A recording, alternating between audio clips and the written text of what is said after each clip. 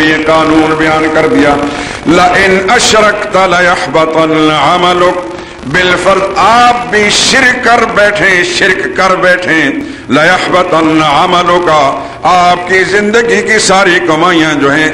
رائے گاں اور برباد کر دی جائیں گی، وَلَتَكُونَنَّ مِنَ الْخَاسِرِينَ، آپ بھی زیانکاروں میں سے شامل ہو جائیں گے۔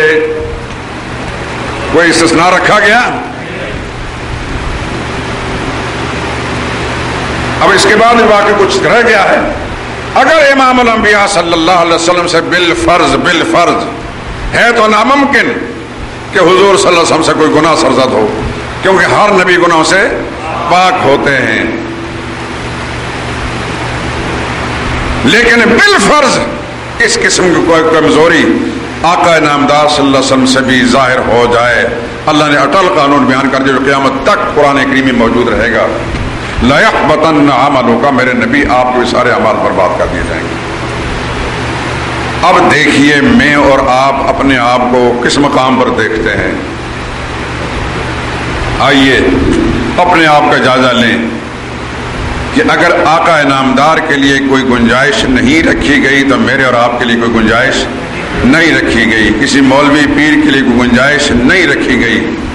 کسی گدی نشین کے لیے کوئی گنجائش نہیں رکھی گئی۔ مت کوئی اس گھمنڈ میں رہے کہ فلاں گدی کے ساتھ میرا تعلق ہے، یہ گدیاں کوئی چیز بھی نہیں،